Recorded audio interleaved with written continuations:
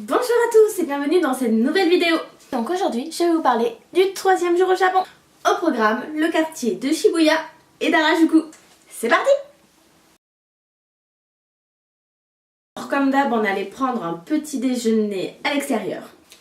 Posé au KLM. Dylan a pris un déjeuner traditionnel. Saucisses, œufs, choux. Et moi, j'ai juste pris des frites. Concernant les petits déjeuners à l'extérieur, ils proposent également des omelettes, du natto et du saumon.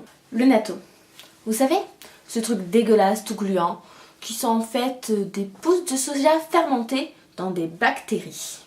Personnellement, on n'a pas osé goûter. Ensuite, on est parti en direction de Shibuya. Transition métro.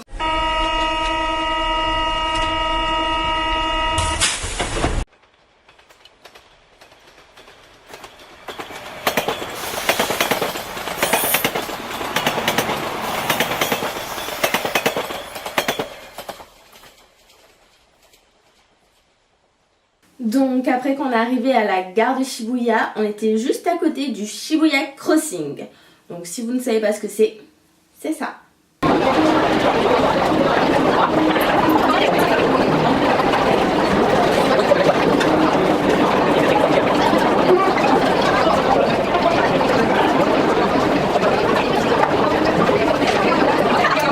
C'est juste le plus grand carrefour du monde. Et je ne parle pas de supermarché. Quand on est arrivé sur place, on avait l'impression que c'était pas si impressionnant que ce qu'on avait vu en vidéo, jusqu'à ce qu'on voie les piétons traverser le carrefour. C'est vraiment assez impressionnant toute cette foule, mais c'est fluide. Ensuite, on allait voir la statue d'Hachiko. Un peu d'histoire. La statue d'Hachiko a été construite en hommage à un chien qui a attendu son maître décédé pendant plus de 10 ans devant la gare de Shibuya. Chaque jour, Hachiko accompagne son maître jusqu'à la gare de Shibuya. Et chaque soir, il attend son retour, en s'y rendant seul, jusqu'à la gare. Un jour, son maître est décédé sur les lieux de son travail. Cependant, le chien continue à venir attendre son retour à la gare de Shibuya. Et cela pendant près de 10 ans. Il fut considéré comme un exemple de loyauté et une statue fut érigée en son honneur au lieu où il attendait son maître tous les jours. Et vous connaissez sans doute le film Hachi, qui a été inspiré justement de ce fameux chien.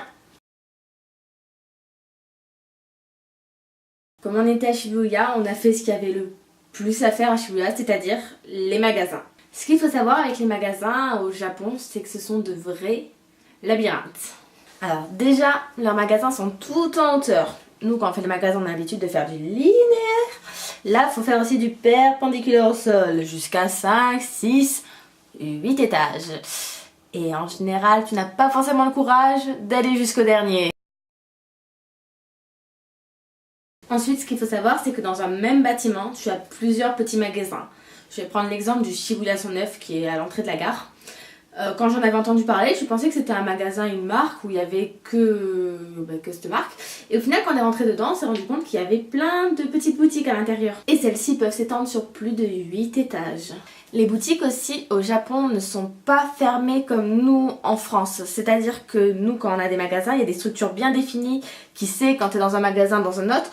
Là-bas, c'est un espace ouvert, donc c'est assez compliqué dans le sens où des fois, tu es dans un magasin et tu passes à un autre magasin et tu n'en as pas forcément conscience. Donc, il faut faire attention de bien acheter tes articles dans le magasin et de pas partir dans le magasin d'après parce que nous, ça nous est arrivé, on a continué, on pensait que c'était le même magasin.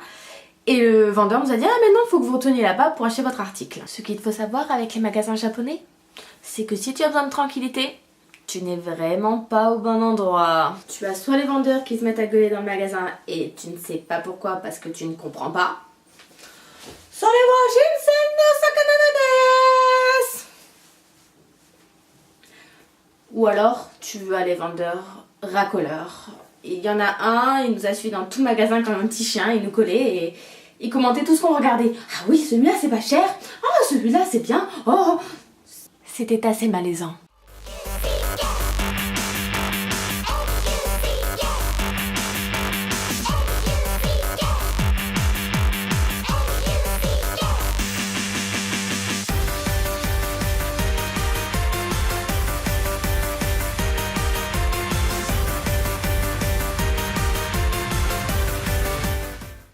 Ensuite, on est allé dans un Polycola Nomeka.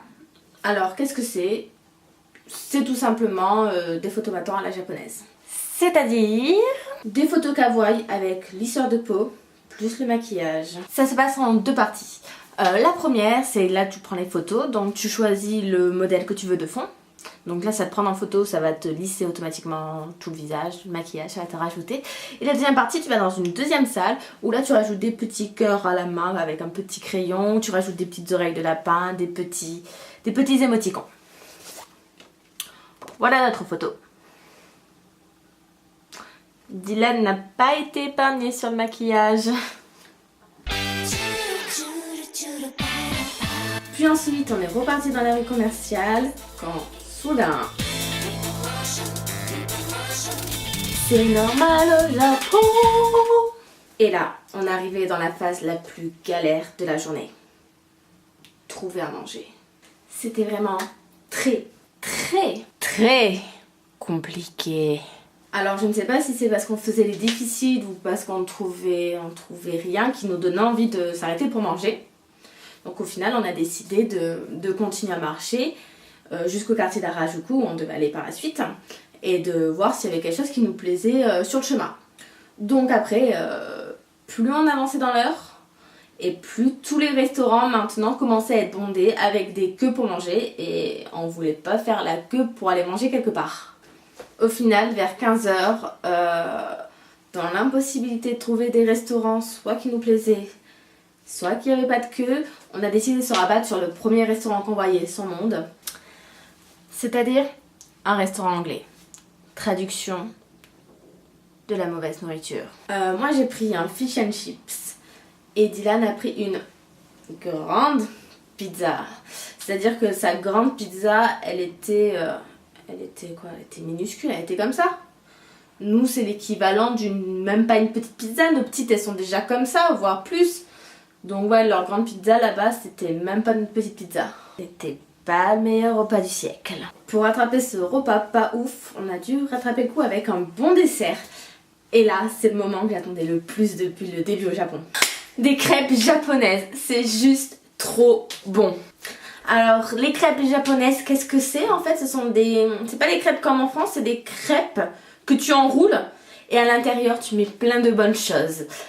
Moi, j'ai pris avec de la banane, fraise, des morceaux de gâteau au chocolat et de la chantilly.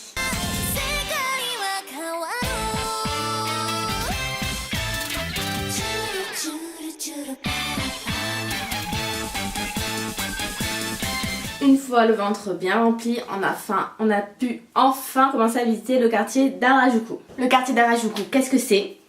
C'est un quartier jeune et kawaii, avec plein de choses trop mignonnes, toutes roses et trop choupi. Pour commencer, on allait visiter une petite boutique qui s'appelle 6% Doki Doki quoi en français. C'est une boutique assez extravagante. On n'a pas pu prendre de photos à l'intérieur parce que c'était interdit. Mais je vais vous montrer une photo que j'ai de l'extérieur et quelques photos que j'ai trouvées sur internet qui vont vous traduire un peu l'esprit de cette boutique. C'était carnaval à l'intérieur. Et le vendeur, lui, c'était juste un sapin de Noël. Alors, à l'intérieur, t'avais plein d'habits que quand tu les voyais, tu te disais « What the fuck ?» Ensuite, on est allé à la rue 4th Street. Donc c'est une rue piétonne où il y a plein de magasins où les enseignes, souvent le devant des enseignes sont roses. C'est trop mignon. Et à l'intérieur, pareil, il y a plein d'accessoires kawaii, des licornes, des habits un peu roses, des habits Lolita. Et du coup, c'est vraiment un endroit très mignon.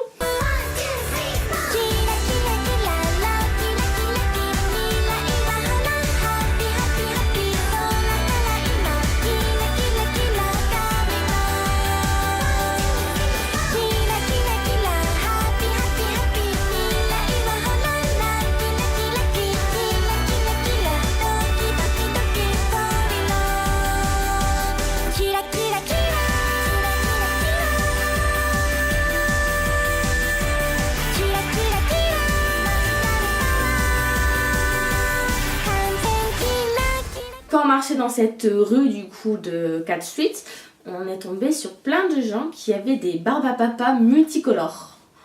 Alors ça nous a intrigués et on allait goûter des barbes à papa multicolores.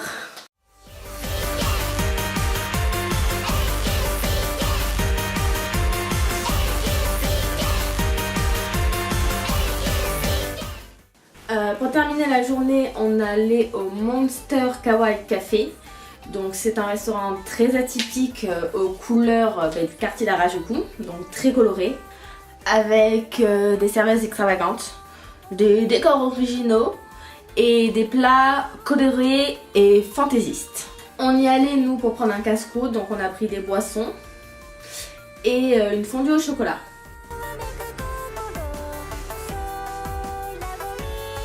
À l'intérieur, il y a plusieurs thèmes de salle. Donc nous, on était dans celle-là. Et je vais vous montrer les autres salles qui existent.